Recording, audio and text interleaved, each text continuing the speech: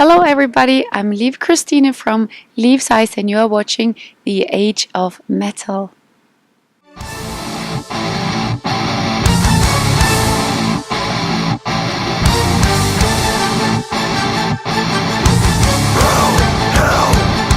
Hell to the heavens.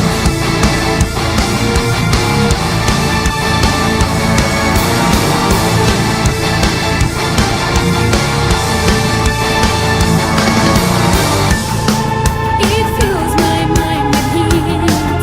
I raise my hands against these shutting gates. Opening clouds above me, my raging wrath resounds into the heavens. Walls waving, walls control my mortal eyes from you. Hello, this is Ali over here with The Age of Metal, and I'm sitting here with Liv Kristine of Liv's Eyes. Would you like to say hello to everyone? Hello everybody, it's a pleasure and honor of being here with you tonight on the couch. It's a fabulous couch. Yeah, the only thing missing is a massage, glass of red wine, candles. Had you told me this earlier, I would have invited you to my work. There you go. Oh, okay, you I'm- said something. I'm front desk at a massage place, so I could have hooked you up. Next time. Next time, Okay, we'll trade. I'll tell you. very good. All right. Nice to meet you, very Nice to nice to meet meet you. All right, so just moving kind of into the questions here. We did have a question for you. You recently recorded a song with your sister and her upcoming and her new music on her new album. Mhm. How is it like to work with her?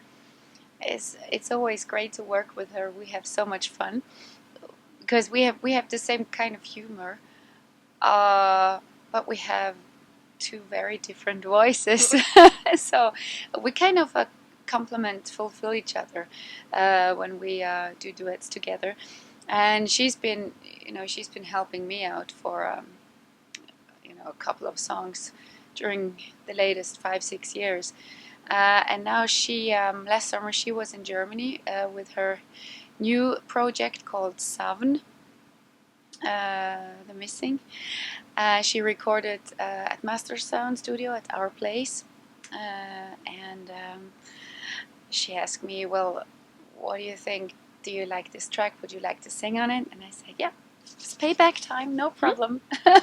So that was really, really nice. So she's on Symphonies of the Night on the Liv's Eyes album, and I'm on her latest album as well. So it's good. It's very good. Well, I'm glad that you had a lot of fun with her. Working with family is always cool. Oh yeah, yeah. And did she help with some of the Symphonies of the Night? Because I've actually noticed that compared to your older albums, it seems like you guys kind of did things a little bit differently this time. You made like some more, some different styles kind of went in there. What started that up? Well, basically, last year when we started composing, we were all fully aware of the fact that we had a 10 years anniversary last year. And I basically told everybody, just bring in any kind of influence you would like to bring into this composition. So feel free to do anything you like. Just go with the creative flow, which we did, which I think was a good thing to do. After 1.5 years of composing, the album was ready, and we were really surprised. Then one journalist, or a couple of journalists, actually said that Symphonies of the Night is all about the good things of Liv's Eyes. The good things, the best things of Liv's Eyes are on this album, and that's a great compliment. And that's what I feel too. I feel very comfortable where I'm standing with my band right now, and yes, I really am satisfied with the album and the work of my band members. You guys did a beautiful job. It's actually hands down my favorite Liv's Eyes album. Thank you so much. I listened to it all in one night, and then I've listened to it a couple again, and you have so many tracks on that are just ones that I was like walking around, and I'm like, it's stuck in my head. That's awesome. So it was just a great album, and I really enjoyed listening to it. Thank you so much. Thank you. You're welcome. Just to touch back on a little bit of on some of your collaborations lately, we know that you've done some stuff with Tear and Primal Fear today, recently. Mhm. What kind of got you on that track, where you were doing a little more collaborations with them? Well, Harry from Tio helped me out for the Liv Size headliner show in Wacken open air in Germany in 2012. He was actually one of my Vikings on stage, and he joined me on one of my songs. And I just told him, if you ever consider having a female vocals on one of your songs, just feel free to ask me. That's the deal we had. And then payback time came, and he messaged me and he said, "Well, this is the song," and it turned out so great that we shot a video for it. So the video is online now. It's been online for a couple of days. So yes, I'm very happy about it. And Harry is a very good friend of mine. So great honor. And Primal Fear, yeah. We just got the request from the guys, Primal Fear, and a couple of days later we had some visitors at Master Sound Studio, and we recorded my vocals for the track, and I really love it. It's a very nice one. It's a really nice one, yeah. So maybe we'll be able to perform it live someday. Yeah, nice guys, all of them. It sounds like you've been having a lot of fun lately. Yeah. Just kind of going around and collaborating and getting kind of creative with a lot of stuff. Mm-hmm. Definitely, yeah. Let's see. I know last year you were doing a little bit of you were doing some promoting for your solo album, and you were including some stuff from your time with Theater of Tragedy. Mm-hmm. So, were you planning on maybe making that a little more public and spreading that around a little bit? Because we've got some requests on Okay. on hearing some of that older stuff. Well, if you get me to do a solo tour in the U.S., We can only cross our fingers here. we can only cross our fingers. We've told the universe. Yes, I really love to do that. My ex-band never made it to the U.S., which is a shame. It is definitely a shame, Yeah, because I yeah. would have gone for that, and I know Yeah. he would have too. Yeah. Our wonderful owner of Age of Metal is a huge Theater of Tragedy fan. Oh, wow. So we'll make that happen. Okay. Yes. So I know he's probably like grinning over there. All right, to kind of change it up just a little bit, to get away from just the album talk and everything, because I know that you've probably been bombarded with a bunch of questions about that lately. I did read recently that you, one of the things you guys like to do when you're home is you follow like a vegetarian-vegan diet. Mm-hmm. How do you kind of translate into the world? Because that it seems like a lot of the musicians that I've talked to who actually follow those stricter restrictions, and I actually do as well. Yeah. So how do you guys manage that on the road when kind of food sources are limited? It's a very good question. Yes. This time we're really lucky because our tour manager is a vegan vegetarian himself, actually a vegan. So far I've managed to have almost only vegan food, and that helps me a lot because that's just what does me good. It suits my digestive system, and I've never really liked meat. When I was little, I used to just take it off my plate, even long before I knew what a vegetarian is.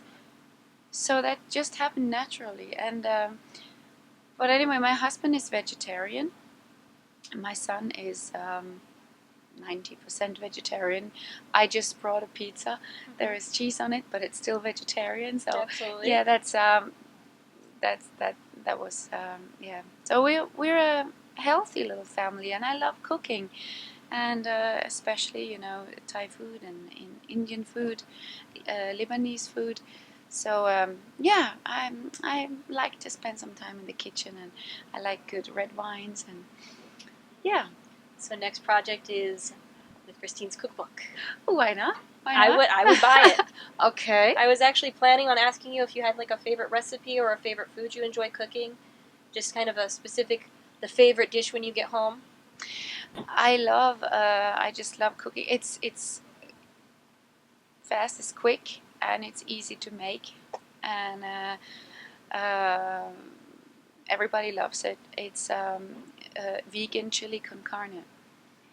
You just make the chili con. It's actually chili without carne, yeah, Mhm. without meat, and you just put everything into a big bowl, yeah. Mhm. Like in the original recipe, and instead of the meat, you just add something called seitan. I am well Seitan. acquainted with it. Yeah, so most people are like, what, seitan?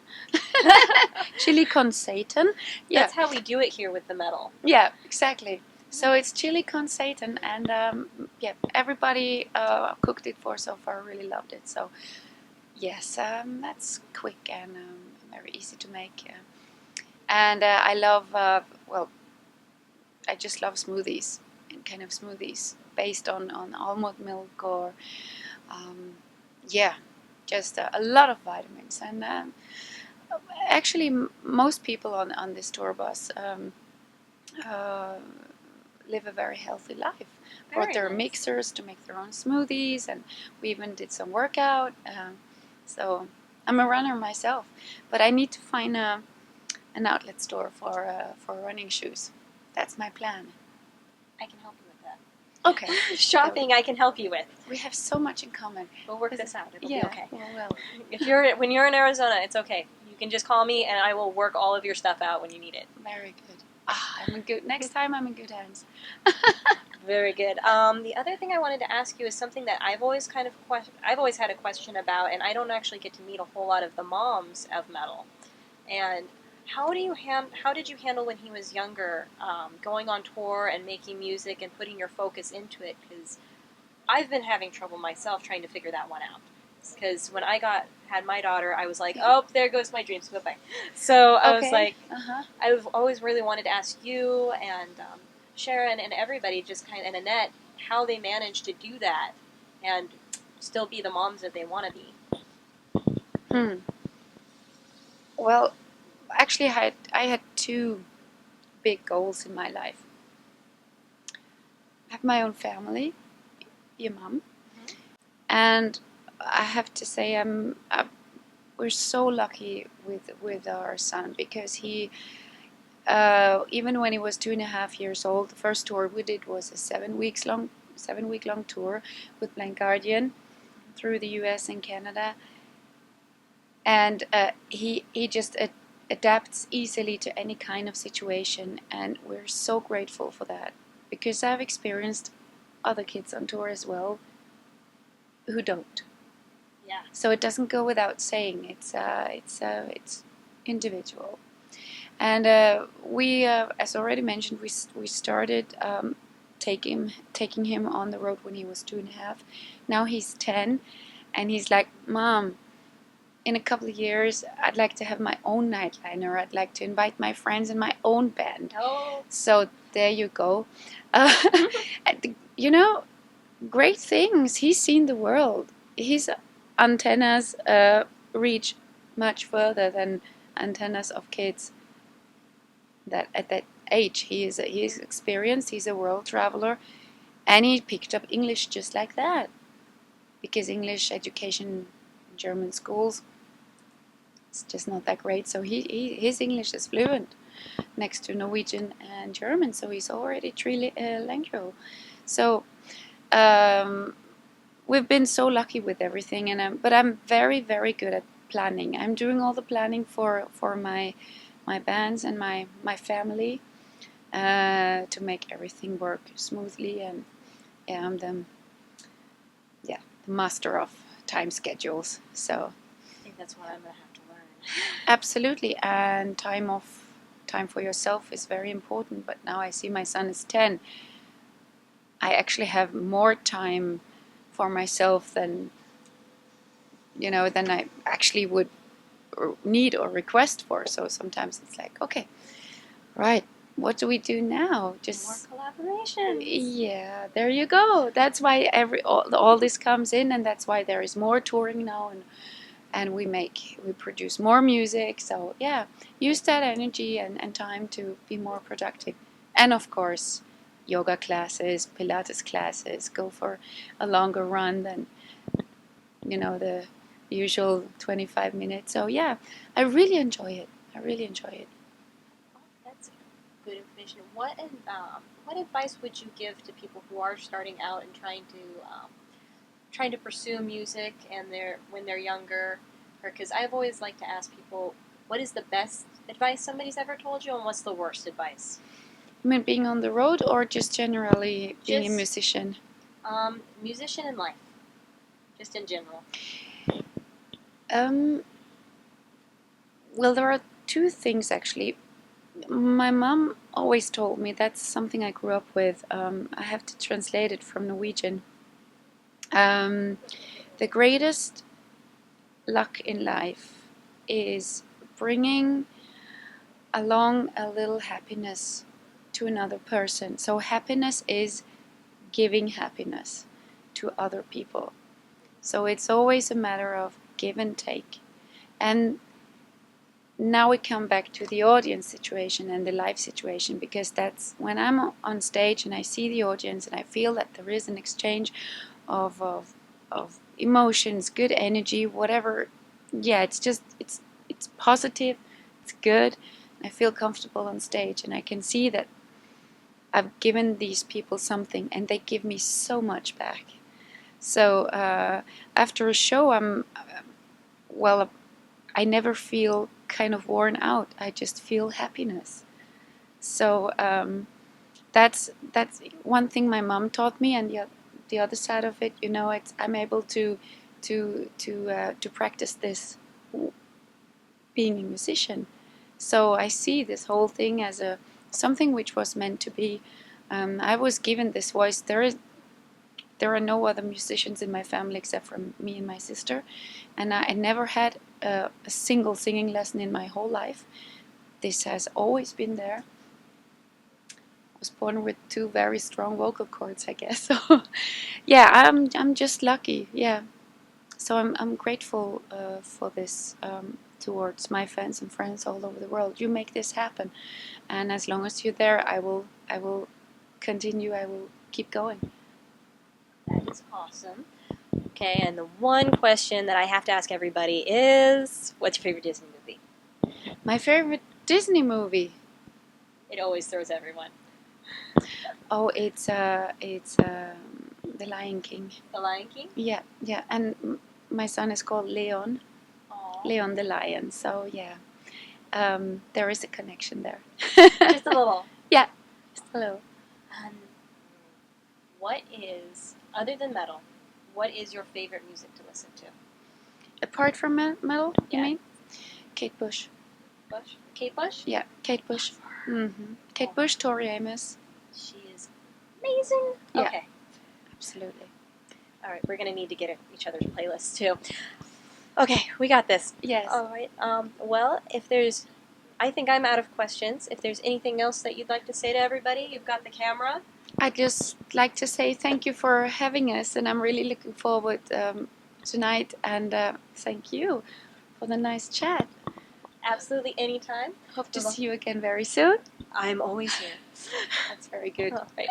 Well, we are in Phoenix, signing off with Ms. Liv Kristine, and have a wonderful rest of your night, everybody, because I sure will watching this awesome show.